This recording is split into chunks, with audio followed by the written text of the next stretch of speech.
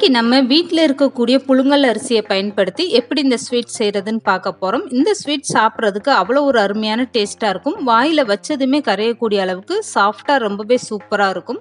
Hello friends, welcome to சமையல் delayed. வீடியோக்குள்ளே போகிறதுக்கு முன்னால் நீங்கள் இன்னும் சமையல் டிலேட் சேனலை சப்ஸ்கிரைப் பண்ணலைன்னா மறக்காமல் சப்ஸ்கிரைப் பண்ணுங்கள். ஃபஸ்ட்டு இந்த ஸ்வீட் செய்கிறதுக்காக ஒரு கப் அளவுக்கு புழுங்கல் அரிசி எடுத்து இந்த மாதிரி ஒரு அகலமான பாத்திரத்தில் சேர்த்துட்டு வறுத்து எடுத்துக்கோங்க. இந்த அரிசியோட கலர் மாறிடக்கூடாது, லைட்டாக ஒயிட் கலர்லேயே இருக்கணும். அரிசி கலர் மாறிடுச்சுன்னா உங்களுக்கு ஸ்வீட்டோட கலர் மாறிடும். இப்போ அரிசி லேசாக அந்த மாதிரி வறுப்பட்டதுமே ஸ்டவ் ஆஃப் பண்ணிவிட்டு நல்லா ஆற விட்டு எடுத்துக்கோங்க. இதுக்கப்புறம் மிக்ஸி ஜாரில் சேர்த்து இந்த மாதிரி நல்லா நைஸாகவே அரைச்சி எடுத்துக்கோங்க. இப்போ நான் அரைச்ச மாவை கையில் எடுத்து காட்டுறேன் பாருங்கள். இந்த அளவுக்கு மாவு நல்லா நைஸாக இருக்கணும். இப்போ ஒரு அகலமான பாத்திரத்தில் அரைச்சி எடுத்துகிட்டு வந்து அந்த மாவை சேர்த்துக்கோங்க. இது கூடவே 1/4 கப் அளவுக்கு பால் பவுடர் சேர்த்துக்கோங்க. நீங்கள் எந்த கப்பில் அளந்து அரிசி எடுத்தீங்களோ அதே கப்பில் மற்ற பொருட்கள் எல்லாமே அளந்து எடுத்துக்கோங்க. இப்போ 3/4 கப் அளவுக்கு சர்க்கரை சேர்த்துக்கோங்க. உங்களுக்கு கூடுதலாக இனிப்பு தேவைப்பட்டால் 1 கப் அளவுக்கு சர்க்கரை சேர்த்துக்கோங்க. ஆனால் நான் 3/4 கப்பு சேர்த்த இனிப்பு எனக்கு கரெக்டாக இருந்துச்சு.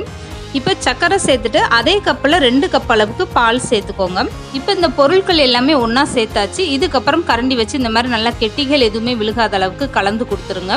இதுக்கப்புறம் தான் நம்ம ஸ்டவ் ஆன் பண்ணி இந்த ஸ்வீட் செய்ய போகிறோம். எடுத்ததுமே நீங்கள் ஸ்டவ் ஆன் பண்ணிட்டீங்கன்னா அரிசி மாவுன்றனால உங்களுக்கு கெட்டியாக விழுக ஆரம்பிச்சிடும். ஸ்டவ்வை மீடியமாக வச்சுட்டு இந்த அரிசி மாவை நல்லா அந்த மாதிரி கலந்து கொடுத்துருங்க.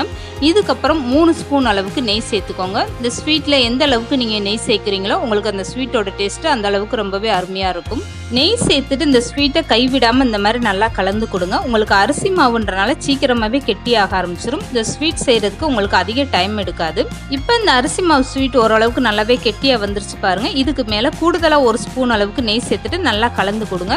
பாத்திரத்தில் ஒட்டாத அளவுக்கு இந்த ஸ்வீட் நல்லா திரண்டு வரணுங்க. அந்த அளவுக்கு நல்லா கெட்டியாக வர வரைக்கும் கலந்து கொடுங்க. இப்போ இந்த ஸ்வீட்டு நல்லாவே ரெடி ஆயிடுச்சுங்க. இந்த அளவுக்கு நல்லா கெட்டியாக திரண்டு வந்ததுமே நீங்கள் ஸ்டவ் ஆஃப் பண்ணிவிட்டு ஒரு தட்டில் நெய் தடவி வச்சுக்கோங்க. அப்படி இல்லைன்னா இந்த மாதிரி பட்டர் சீட்டு சேர்த்துட்டு ரெடி பண்ணி வச்சுருக்க இந்த ஸ்வீட்லேருந்து பாதி அளவுக்கு நீங்கள் இந்த தட்டில் சேர்த்துட்டு நல்லா சமப்படுத்தி விட்டுருங்க.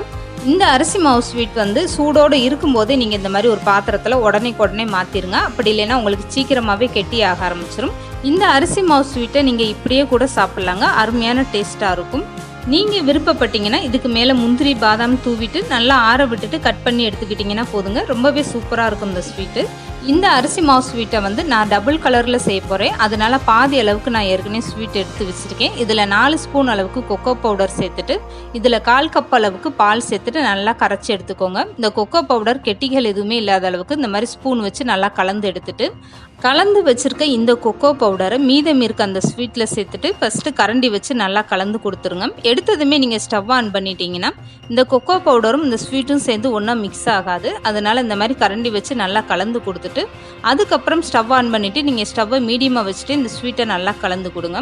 இந்த ஸ்வீட்டில் நீங்கள் கொக்கோ பவுடர்லாம் சேர்த்து செய்யும்போது இந்த ஸ்வீட்டோட டேஸ்ட்டு அப்படியே கடையில் வாங்கின மாதிரி ரொம்பவே சூப்பராக இருக்குங்க.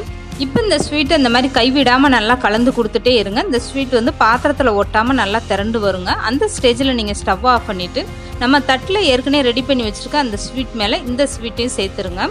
இந்த மாதிரி சேர்த்துட்டு இந்த ஸ்வீட்டையும் நல்லா அப்படியே சமப்படுத்தி விட்டுருங்க. சூடோடு இருக்கும்போதே நல்லா கரண்டி வச்சு இந்த மாதிரி சமப்படுத்தி விட்டுருங்க. வீட்டில் இருக்கக்கூடிய புழுங்கல் அரிசி வச்சு ரொம்ப டேஸ்ட்டாக இந்த ஸ்வீட்டை செஞ்சிடலாங்க. அப்படியே கடையில் வாங்கின மாதிரி டேஸ்ட் அவ்வளோ ஒரு அருமையாக இருக்கும். இந்த ஸ்வீட்டில் நம்ம பால் பவுடர் பாலெல்லாம் சேர்த்துருக்கிறதுனால சாப்பிட்றதுக்கு அவ்வளோ ஒரு அருமையான டேஸ்ட்டாக இருக்கும். இந்த ஸ்வீட் செய்கிறதுக்கு அதிக டைம் எடுக்காதுங்க. நீங்கள் 10 நிமிஷத்தில் ரொம்ப ஈஸியாக செஞ்சிடலாம். இந்த மாதிரி ஸ்வீட்டு நீங்கள் வீட்டில் இருக்கவங்களுக்கு எல்லாருக்குமே செஞ்சு கொடுங்க. இந்த ஸ்வீட்டு கடையில் வாங்கினதா வீட்டில் செஞ்சாதான்னு கண்டுபிடிக்கவே முடியாது. அந்த அளவுக்கு அருமையான டேஸ்ட்டாக இருக்கும்.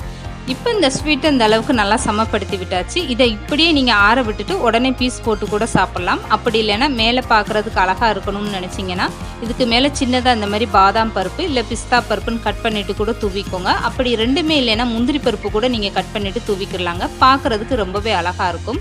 இப்போ 1/2 மணி நேரம் இந்த ஸ்வீட்டை அப்படியே ஆற விட்டுட்டு அதுக்கப்புறம் உங்களுக்கு விருப்பமான சைஸில் கட் பண்ணி எடுத்துக்கோங்க. அவ்வளோதாங்க. வீட்டில் இருக்கக்கூடிய புழுங்கல் அரிசி வச்சு ரொம்ப டேஸ்ட்டாக இந்த ஸ்வீட்டை செஞ்சாச்சுங்க. பார்க்கும்போது எவ்வளோ ஒரு அழகாக அருமையாக இருக்குது பாருங்கள். இதை சாப்பிடும்போது அவ்வளோ ஒரு அருமையான டேஸ்ட்டாக இருந்துச்சு. இந்த ஸ்வீட்டில் பால் பவுடர் கொக்கோ பவுடர்லாம் சேர்த்துருந்தனால இந்த ஸ்வீட்டோட டேஸ்ட்டு ரொம்பவே சூப்பராக இருந்துச்சுங்க.